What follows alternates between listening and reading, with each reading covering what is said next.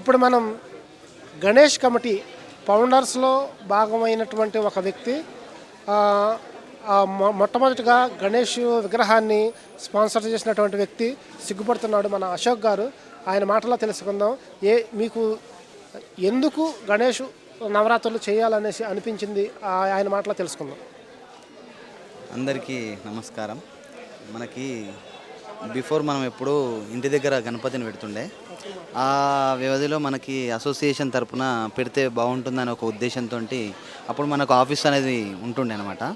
దానివల్ల మనకు ఆఫీస్ ఉంది కదా, మనం చిన్నగానైనా సరే గణపతిని పెట్టుకుంటే అందరం కలిసిమెలిసి ఒక పండుగ వాతావరణం ఉంటుందని చెప్పేసి ఆ ఉద్దేశంతో మనం పెడదామని చెప్పేసి ముందుకు పోయినట్టుమి. దానివలన ఇప్పుడు ఇది ఒక 8వ సంవత్సరం వరకు కంటిన్యూగా ఘనంగా మొదటి చిన్న గణపతి నుంచి ఇప్పుడు మహా ప్రసాదంతో ఘనంగా నిర్వహించుకునేటట్టుగా చేయడం జరిగింది. మన సభ్యులందరూ ప్రతి ఒక్కరూ సపోర్ట్ చేయడం వలన ఇంత పెద్దగా విజయవంతం కావడానికి ప్రతి ఒక్క సభ్యుడు ఏమంటారు సపోర్ట్ చేయడం వల్లనే ఇంత పెద్ద ఘనంగా జరుగుతుంది. ప్రతి ఒక్క సభ్యునికి ధన్యవాదాలు. థ్యాంక్ యూ అన్న. ఎలాంటి కార్యక్రమాలు చేయటం మూలంగా ప్రతిరోజు బిజీగా ఉండే మన ఫోటోగ్రాఫర్స్ కలుసుకునే అవకాశం దొరుకుతుందంటారా? అదే దానివల్లనే అందరం ఒక ఇయర్కి ఒక్కసారన్నా అందరం కలుసుకునే అవకాశం ఉంటుందని చెప్పి ఈ యొక్క కార్యక్రమాన్ని చేయడం వల్ల ఇది 100% అందరం కలుసుకుంటున్నాము.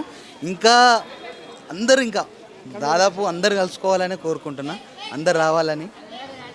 Thank you very much Ashok garu.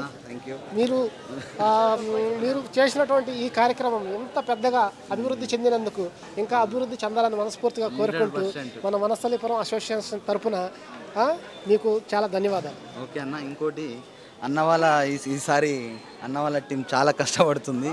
ఇక మన ప్రెసిడెంట్ అయిన వీళ్ళ టీం మొత్తము చాలా కష్టంతో ముందుకు వచ్చినారు. వీళ్ళు కూడా ఈసారి పార్టిసిపేట్ చేసి 100% ఘనంగా నిర్వహిస్తున్నారు. వీళ్ళకు కూడా కృతజ్ఞతలు. థ్యాంక్ యూ సో మచ్ అన్న. Thank you very much. Thank you.